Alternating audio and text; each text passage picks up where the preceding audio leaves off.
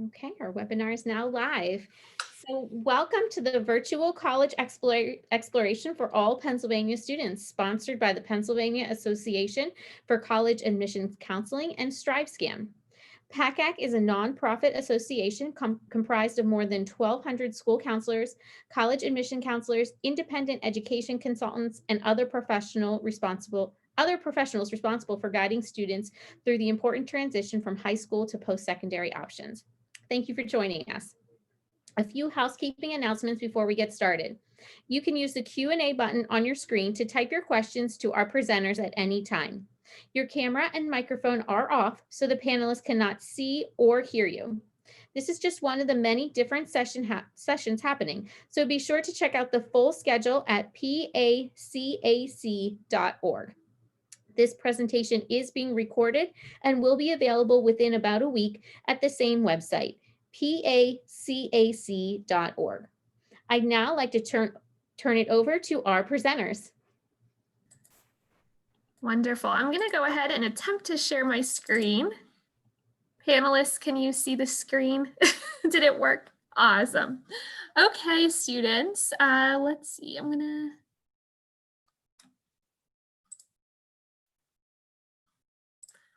I'll move through the presentation for us. We'll take some time to introduce ourselves first. But my name is Ashley Caesar. Welcome to the Student Athlete Recruitment from the perspective of NCAA Division 1, 2, 3, and the NAIA. Like I said, my name is Ashley Caesar. I am with Carlow University. I'm the Assistant Director of Enrollment there.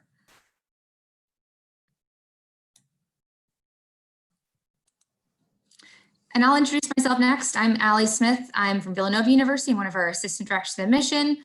I ran track and field at Villanova. I worked in our athletic department for about 5 years, and now I've been with the admissions office for about 3. So really excited to chat with you.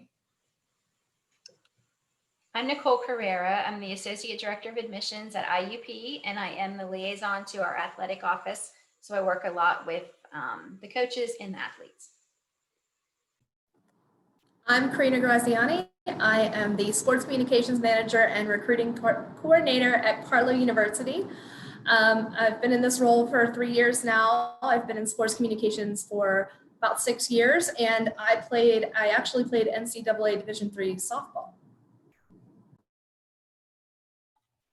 And good afternoon. My name is Justin Austin. I'm the Assistant Director of Admissions at Lycoming College, graduate of the school from 2013. I'm also a former D3 athlete, played football for the college here at Lycoming. Great. So I will kind of take it from the top if we're going in order. So like I mentioned, I was a student athlete. I worked in the athletic department. I'm not our athletic liaison, but I feel honored to be able to kind of take on this role and explain kind of the recruiting process. I do like to tell students, I'm going to give you a lot of information really quickly. You are not expected to know all of this stuff. So the coaches that you're working with, your contacts at the school, they are going to be the experts on this. So don't worry about, messing up a date, not knowing when a dead period or a quiet period is. So that's really going to be for the coaches to know. They will let you know if they're not allowed to speak with you at a certain point. So I do like to open with that to kind of ease some anxieties. So this is Division I at a glance, 347 Division I schools. So more than 6,000 athletic teams. So generally these Division I schools have the largest student bodies, but I do like to mention that only about 8% of high school athletes will go on to compete at a Division I program. So really, really small number of student athletes going on to Division I. And another thing that I like to tell students is not all Division I student athletes receive scholarships, even though we do offer scholarships. So only about 2% of student athletes receive scholarships, and that's, I believe, between Division I and Division II. So it's really not a large number. But Division I sports will offer, schools will offer at least 14 sports, so 7 men, 7 women, or 6 men, 8 women. They're going to provide athletic scholarships. There are minimums for financial aid, and there are maximums. So all about finding that right fit for you. But that's Division I at a glance. You are going to be asked to maintain a certain GPA to be eligible and to take specific classes coming out of high school. So we can go on to the next one. So this is Villanova at a glance. I we'll give a little plug to Villanova. So medium-sized school, 6,500 undergraduates. So we're not one of those giant schools, but we're not super small either. Small class sizes, 50 plus majors housed in our 4 different academic colleges. So arts and sciences, business, engineering, and nursing. We're about 12 miles west of Philadelphia. So you have that, access to a major metropolitan city and all that goes along with that. But we are in a suburb and we're really close to a lot of other universities as well. We have 24 Division I sports and we compete in the Big East Conference. So that's Villanova, just a little bit of a glance. So we can go to the next one. So what are the rules? So this is all kind of tricky stuff. So there's a lot of different ways you can break out Division I rules. So communication is going to be the first and foremost one. So June 15th after your sophomore year, coaches can call, email, text, private message, all that stuff. It's a little bit different for other sports. So September 1 of junior year for softball, lacrosse, and basketball. But again, you do not have to know all of this. Your coaches will tell you. It's just good to kind of get an idea of when these things are in case you're wondering why a coach isn't calling you or why you're not able to see a coach on campus. Could be why. Off-campus contact, August 1st before junior year, coaches can meet recruits face-to-face on campus for more than just a hello. So you can see kind of some breakout rules for other sports as well. So again, a little bit different depending on where you are. So those are communication and off-campus contact. And then we can go to the next one. Okay, and that's the visit. So official visits and unofficial visits are going to be kind of a big difference between a lot of other divisions within Division I. So August 1st for junior year for both the school finance official visits and self-financed unofficial visits. And then with offers, verbal offers, no verbal offers or commitments until June 15th after your sophomore year. Again, a little bit different for other sports, but that's kind of a general guideline for when you can make a verbal offer. All right. So COVID is going to change things a little bit. So the dead period was extended to January 1st. So what does that mean? What does a dead period mean? It means coaches cannot meet face-to-face with recruits off campus or do any in-person scouting, but you can communicate via email, phone, private messages, etc. They are test optional for this year, and there was no separate review of the distance or e-learning programs, which is a change from previous years. Okay, so official versus unofficial visit. So the official visit is a school-funded visit. You can do 5 total. It's a 48-hour limit. They can pay for your meals. They can pay for your transportation. It's a good way to know if you're kind of high on a coach's list, if you're being invited for an official visit. So that's a good way to kind of check in with a coach to see kind of where you are within their recruiting cycle. So very good sign if they're offering you an official visit. Unofficial visit is that self-funded. You can go on as many as you want. So you blow through all 5 of your official visits and you still want to see more schools, you can do some unofficial visits. Don't necessarily recommend that, but unofficial visits are a great way to kind of get to know a school, if you're not wanting to officially.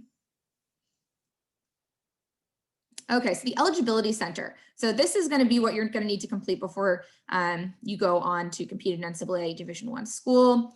So you have those core requirements, you have the minimum GPA, you cannot receive compensation that exceeds a certain amount, and you cannot accept payment for media appearances based on your athletic ability or commercial products, or accept prize money beyond what are necessary expenses. And like I said, for the COVID piece, we are test optional for this year with that Eligibility Center. So your school counselor can help you through that process, your coach can help you through that process, but that is something that will need to be completed. So that national letter of intent, this ends the recruiting process. When you've decided on the school you want to go to, you are signing that national letter of intent. It is a binding agreement. So your recruit or yourself are agreeing to attend that institution, and that comes along with a financial piece. So if you are not, receiving any sort of financial help, you're not receiving a scholarship, you don't need to sign an NLI. And part of that is if you break that commitment, you might have to sit out a year. So that's kind of the ins and outs of signing a national letter of intent to attend a university, Division I level. I believe that's it. So yeah, happy to answer any questions. If you have any about the Division I recruiting process, feel free to pop that in the Q&A box. All right, again, Nicole from IUP, and just some real brief information about IUP. We are located 55 miles northeast of Pittsburgh. We have an enrollment of a little over 10,000 students. We do have over 120 majors, 70 minors, 30 some certificate programs. Our 3 most popular majors are nursing, criminology, and biology. and we do have a large graduate program as well. We offer scholarships to students at the time they're admitted. So once a student's admitted, they're going to find out soon if they're receiving any type of scholarships. We have a new program that started this fall called Guide Program, that every freshman is assigned a staff or faculty member that works with them throughout their time at IUP. So if you have questions or need help, that person can do that. Just some other general information there. We do have 17 Division II varsity sports at IUP, and we are part of the Pennsylvania State Athletic Conference. You can go on to the next screen. Just some overview of NCAA Division II in general. There are 310 colleges in Division II. About 1 in 10 students are athletes. There's an average of 15.9 teams per school. The undergraduate enrollment is around 2,428. Like IUP, for example, we have a little over 7,000 undergraduate students. So I mean, it certainly varies a lot. The percent of athletes in the division is about 25%, and about 60% of athletes receive athletic aid. And most of our athletes do receive some type of athletic scholarship. And when you're taking the SAT or ACT, it just lists the Eligibility Center code, which is always 9999. So that's easy, and the same across the board for everybody. In terms of what you need to do, like Division I, you do have to register with the NCAA Eligibility Center, and that is your responsibility to make sure that's done. For Division II, you have to complete 16 core courses. I'm not going to get into all those. They're here for you to see, but you do have to complete them exactly as they are here. And every high school has in the Eligibility Center, you know, what constitutes their English, their maths, their natural sciences, and all of that. So you have to complete the 16 core courses. To be a full qualifier, meaning practice, compete, and receive scholarships, you have to have met the 16 core courses and have a 2.20 GPA in your core courses. And then SAT, ACT is on a sliding scale based on depending on what your GPA is. Be a partial qualifier, meaning you can practice, receive scholarship. You can't compete your first year. You have to have the 16 courses, the 2.0 GPA, and then again, there's a sliding scale depending on where your GPA is for the SAT or ACT. We have the National Letter of Intent as well. It isn't required, but if students do fill it out again or sign it, again, that does end the recruiting process for them. But it isn't required to still compete, receive athletic aid. Recruiting process after June 15th, you know, once your sophomore year's over and before your junior year, coaches can start sending printed materials.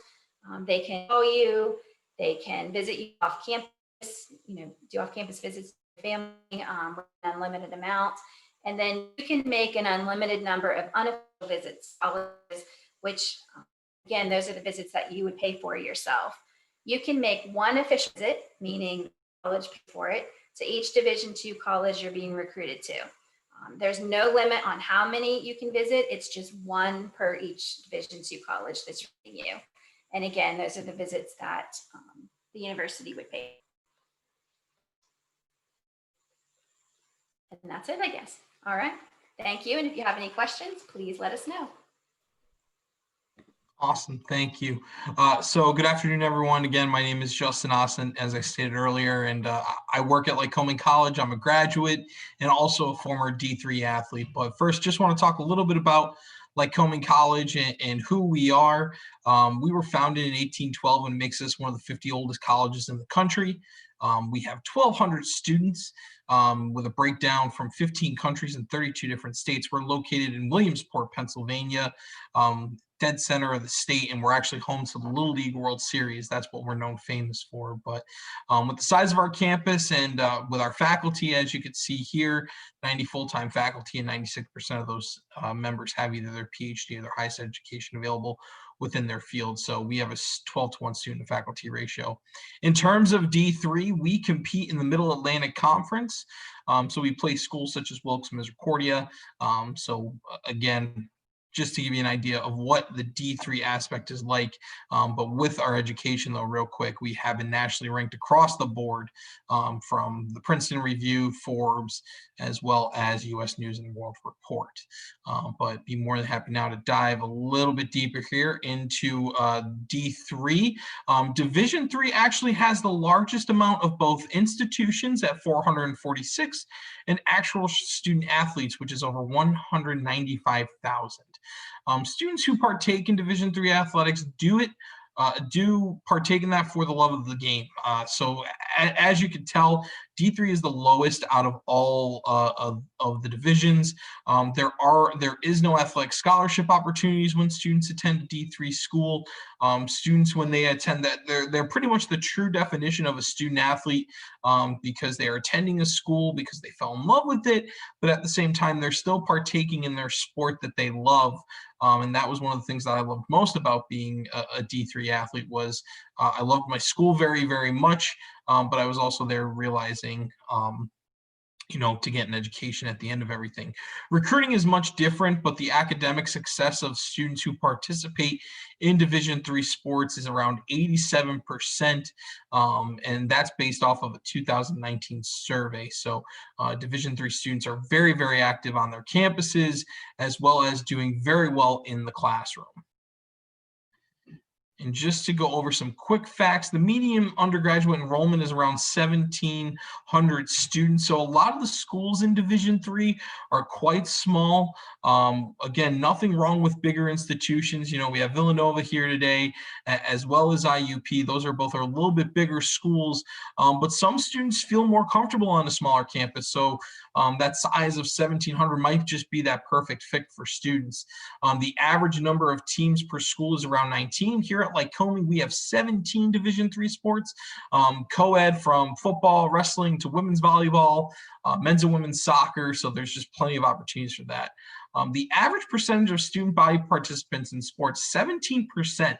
So when you go to campuses and when you're going for visits and whatnot, students, you actually get to see that more students actually get the opportunity to partake in sports that they loved, whether that, just being an official recruit or even being a walk-on. So as well as there are championship opportunities, Division III wise nationally, there are 28 national championships. So a chance to be one of those schools that can hoist up one of those awesome trophies at the end of their seasons. Just some other things. Division III does not have any rules on the number of evaluations, contacts per student athlete. So what that means is a coach can come and evaluate you at your local game, at your high school games, or even for example, with baseball or lacrosse, there's plenty of tournaments and stuff that take place. Coaches can go and observe those and they don't have to have a certain amount. College coaches cannot contact you on competition or practice days until your event is finished. So in other words, they could come and watch you practice, but they can't talk with you. They'll talk to your coaches more than likely, but they will not be able to speak with you until competition is completed. During contact period, college coaches can make only one visit per week to your high school. So in other words, if a coach is coming in to recruit you, speak with you, they can only do that one time per week. Yes, with Division III law schools, they will be recruiting heavily with you, but they can only visit one time per week. A college coach can evaluate a potential recruit at all-star games throughout the year. There are no limitations for the college coach except that the game has to occur within the state that their university is located in. So for example, if you were a student from the state of Pennsylvania and you were partaking in an all-star game in the state of PA where the college that you're looking at is, that could be the only way. So if you're getting looked at by schools from across state borders, they cannot come and visit you. You'll have to be able to provide film for them. You can call the coach at your own expense, as well as they can call you an unlimited number of times. So there's no dead period. Coaches can contact, as well as students can contact their coaches, when going through the process. You can also have as many unofficial visits as you may like during your recruiting process. So that, again, if you were coming, for example, for a visit in admissions, that does not count as an official visit. Again, it has to be by the sports team, but you only get one official visit per college that you are looking at. And this starts as early as January of your junior year of high school. And that will do it for me, and I'll turn it over to Carlow. Awesome, thank you. You're So welcome. I'll start us off with Carlow University, just going over a few of the items that we like to share with our prospective students. We are a small private liberal arts university in Pittsburgh. We're specifically in Oakland, which is a district right outside of downtown. We have a really, really rich history to the city of Pittsburgh. We were founded by the Sisters of Mercy.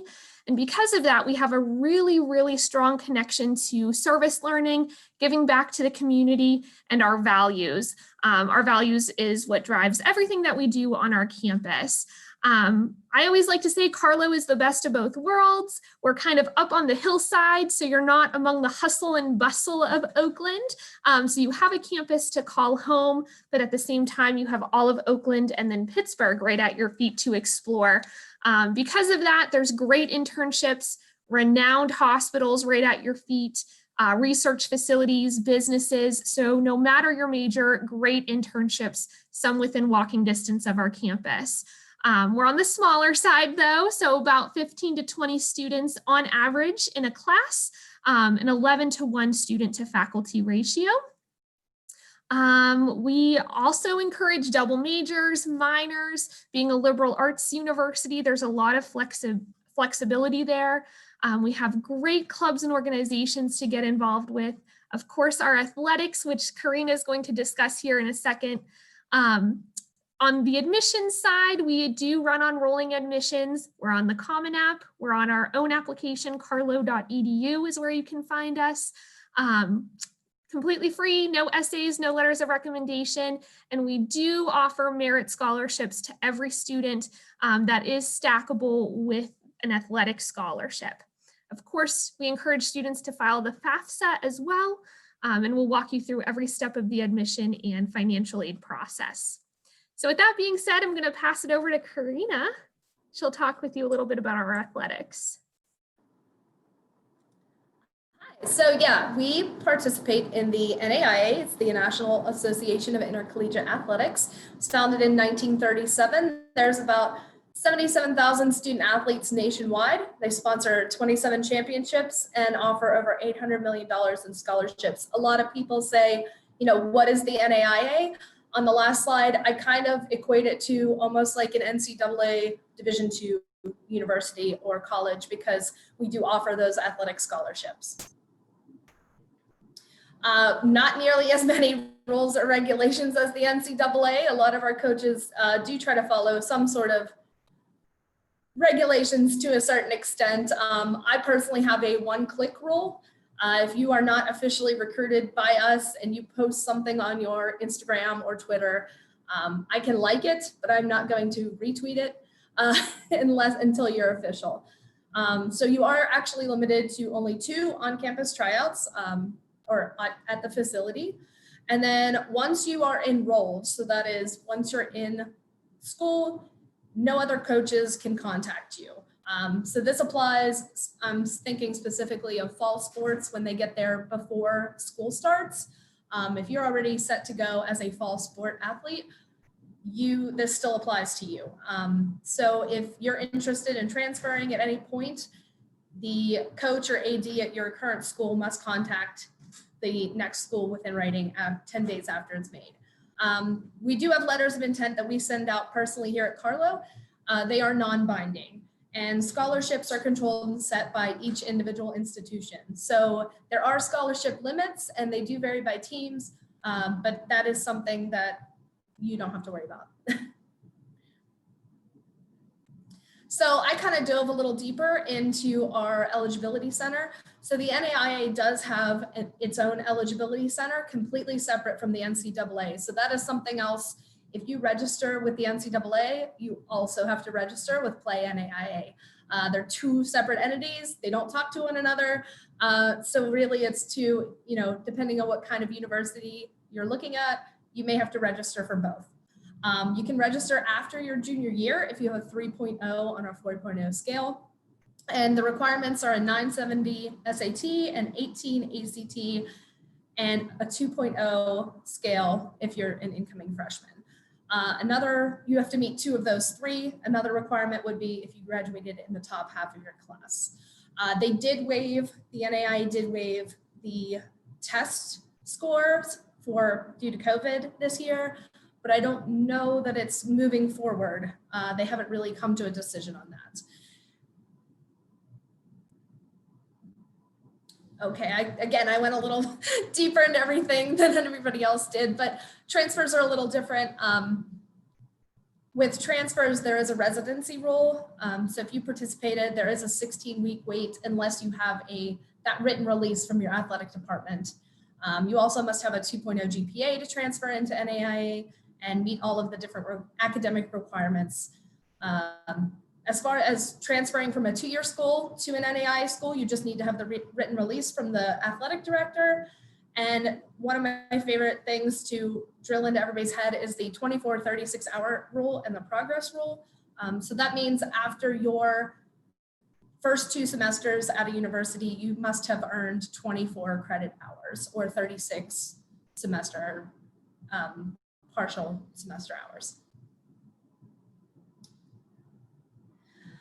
There is no age limit for the NAIA. That usually surprises people. But the only limitations are you are limited to 4 seasons of competition or 10 semesters enrolled at a university full-time. So you must retain your amateur status. You can see this can be lost a number of ways. The bottom line is if you join a professional team or if you play for a semi-pro team, anywhere where you receive some sort of reimbursement, or any way that you have appeared in advertising or promotion, that could affect your amateur standing. So this, again, I went really deep into this because it's really important.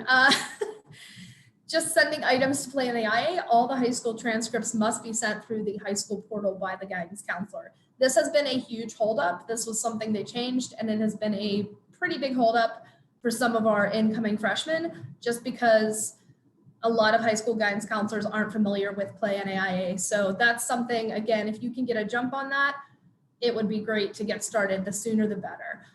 Test scores are sent through the College Board. Our code is 9876 for Play NAIA, and there are fees, like everything else, associated with registration. So it's $90 for first-year students, $150 for international, and $135 for transfers. Fee waivers are available.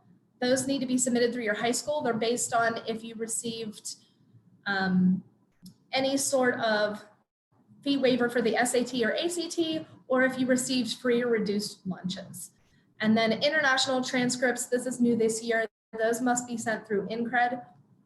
And that's something that the students can do, or they can have somebody else help them and work through that. And as I mentioned before, even if you're registered with the NCAA, you still must register and pay for Play NAIA because they're totally different beings.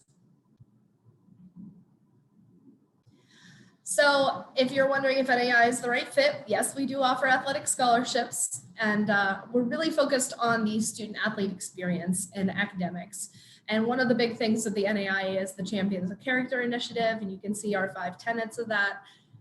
So it's really important if you're really looking for that next level of competition that you consider NAIA schools as well.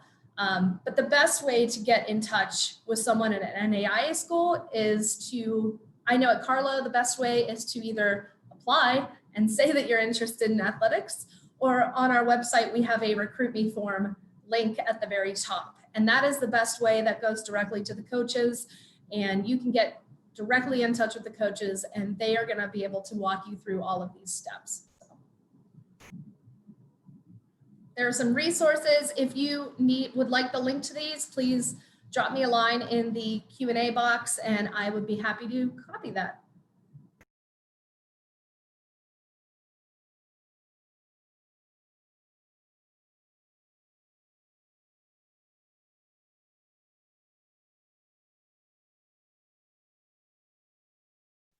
All right, I'm going to stop sharing my screen because I don't think I can see the Q&A box myself, but I believe that completes our presentation. So students, if you have any questions, feel free to drop them in the Q&A box. We'd be more than happy to answer them for you. So we actually don't have any attendees right now, so there won't be any Q&A.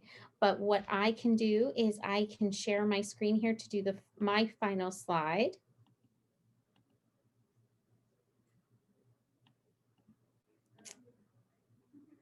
So thank you all for joining us. When we close this window, there will be a link to a very quick 4-question survey. We'd appreciate any feedback you can provide. Also, this was just one of the many sessions being hosted, so be sure to sign up for additional sessions at pacac.org. In about a week, you'll be able to find this session's recording as well as any other session recordings at pacac.org. Thank you all very much for participating today. I appreciate your time.